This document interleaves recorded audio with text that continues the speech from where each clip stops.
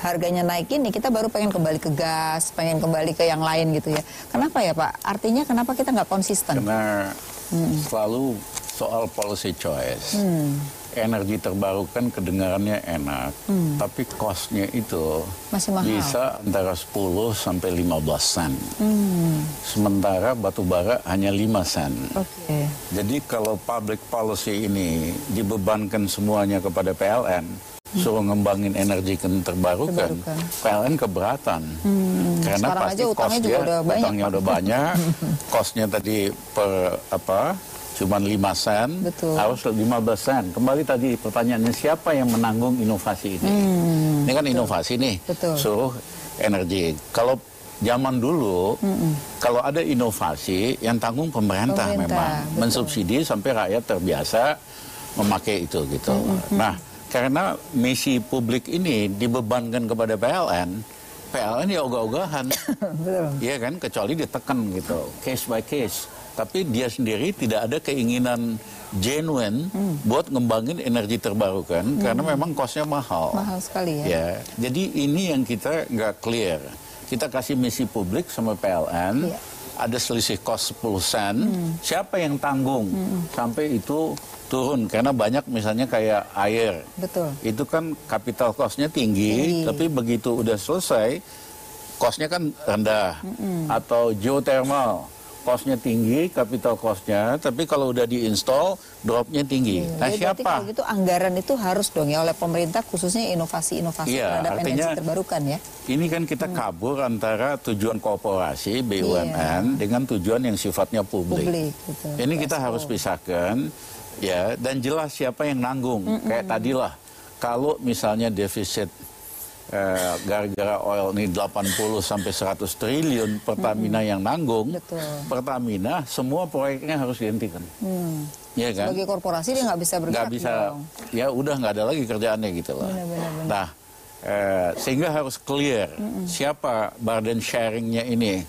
Ini yang tadi diminta Mas Andreas soal burden sharing. Nah, kita ini suka kacau. Termasuk dalam soal PLN itu tadi, siapa burden sharing inovasi ini? Diserahkan PLN ogah-ogahan. Ini juga Pertamina, burden sharingnya harus clear. Ya, untung aja Pertamina ini bukan perusahaan go public loh. Kalau perusahaan go public, sahamnya langsung udah jebol ini Pak. Jebol. Nah, kalau kita lihat tadi ya, energi terbarukan salah satu policy yang sudah dilakukan adalah terhadap sawit sebenarnya kan. Sawit itu harus menyisakan dana untuk supaya kalau mereka perusahaan itu membuat energi terbarukan, itu bisa selisihnya itu diambil dari uang mereka sendiri gitu. Tapi kok nggak jalan ya Pak? Saya juga nggak ngerti karena nggak transparan. Harusnya pengelolaannya kan, ya harus diumumkan lah, kita biasakan gitu loh, ada fund diumumin di koran setiap kuartal, ya kan? Berapa yang terkumpul, berapa yang digunakan, ya kan? Kita harus dorong dah, di Indonesia ini selalu masalah karena nggak jelas penggunaannya. Nggak ada governance-nya. Tinggal diminta aja, pasang iklan di koran, di 5 koran, ya kan? Report, quarterly report gitu. Anggap jadi lebih aja, jelas, karena ini duit publik kan. Betul, setuju ya, banget. Bisa duit publik nggak ada pertanggungjawabannya. Itu yang jadi perdebatan terus di masyarakat ya Pak ya. Nah Pak Andreas, Bapak kan sekarang jadi kepala ini ya untuk anggaran ya di DPR. Akuntabilitas anggaran. Nah ini sebenarnya kan juga kalau tadi diskusi off air, Bapak kan juga mengatakan bahwa ini harusnya kalau yang PSO segala tuh harus ada neraca tersendiri sehingga pertanggungjawaban publik seperti apa kata Pak Rizal tadi bisa dilakukan. Nah ini gimana nih Pak kalau melihat ini? Iya, tadi kalau kita bicara contohnya BLU sawit. BLU sawit ini memang ternyata kalau lihat tujuannya itu kan sebetulnya untuk peremajaan tanaman-tanaman sawit. Tapi ternyata 90% itu dipakai untuk mensubsidi istilahnya tuh bahan untuk istilahnya energi terbarukan. Nah ini sebetulnya juga kita lihat kurang tepat sasaran gitu ya. Kalau energi terbarukan kita melihat memang kita harus memandangnya secara jangka panjang dan menengah.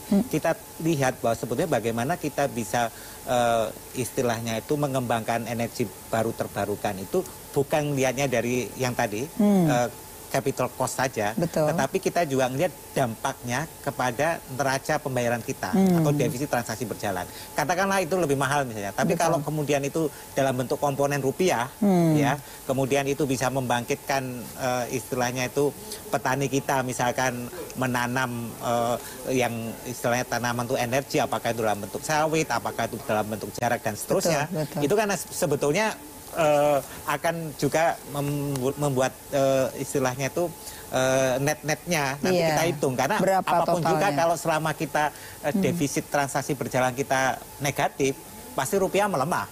Ya, rupiah melemah tentu cuma bisa dengan istilahnya kalau supaya tidak berdampak inflator dari katakanlah menggunakan juga cadangan devisa untuk intervensi atau menaikkan kampungan. Jadi kan ini sebenarnya lingkaran setan. Karena kita harus memutus bagaimana, apakah kita mau mengembangkan energi nuklir yang bukan maksudnya kita harus punya continue juga ya. Iya, karena kalau tidak jumlah mobil kita bisa lihat pertumbuhannya berapa, naik jumlah terus, motor. Nah, kita lihat tahun dapat lebih dari 10. Ke depan listrik ini sangat berpengaruh. Ya, ada motor listrik segala macam mobil. Mestinya kita berpikir bagaimana kita menyediakan energi, terutama energi listrik yang terjangkau oleh masyarakat. Oke, gimana Pak Rizal tadi ada komentar? Jadi saya setuju dengan Mas Andrea. Kadang-kadang kita menabuhkan subsidi. Saya berikan contoh lah, awal Orde Baru, produksi beras kita hanya 2 ton per hektar. Harus diperkenalkan petani dengan teknik pupuk, dengan bibit. Nah itu kan mereka ngambil resiko. Tetapi pemerintah cost subsidinya kelihatan besar. Tapi begitu mereka terbiasa, produksi rata-rata naik dari 2 ton ke 4 ton per hektar. Subsidi bisa kita saving foreign exchange. Belum lagi lapangan pekerjaan macam-macam. Jadi selama subsidi itu buat mendorong produktivitas, halal kalau menurut saya. Gitu ya. Jadi kan banyak ngelihat outputnya dibandingkan faktor input. Kelotokan konservatif. Setiap subsidi itu jelek gitu. Selama buat inovasi, buat value addition, nggak ada masalah. Itu nggak ada masalah. Over the years pasti costnya hilang. Gitu. Betul. Nah, kita memang lemah sekali dalam pangan dan energi. 2 hal itu ya, dari dulu ya, sudah diperbaiki nggak baik-baik tuh Pak. Nggak baik-baik karena memang kepentingannya terlalu banyak lah. Gitu ya Pak. Iya kan. Jadi masih di DPR masih ajak semua, gimana kita ada short term solution, ada medium term sama long term solution. Betul. Iya kan. Supaya karena bisa kalau diserahkan itu harus hanya kepada birokrasi, mereka itu selalu gradual cari solusinya. Ya, padahal masalah gini udah mendesak, udah urgent, nggak bisa dengan pendekatan gradual gitu. Ya, Pak Andreas, kalau kita lihat apa yang disampaikan Pak Rizal tadi, itu tercermin dalam anggaran Kementerian SDM. Anggaran untuk energi terbarukan tuh relatif kecil sekali Pak, gitu. Nah, padahal kan sebenarnya itu harus continue kan, mengerjakan 5 tahun ke depan tuh harus dari sekarang ya. Tapi nanti jawabnya. Ya, pemirsa tetaplah di Economic Lounge with ISEI.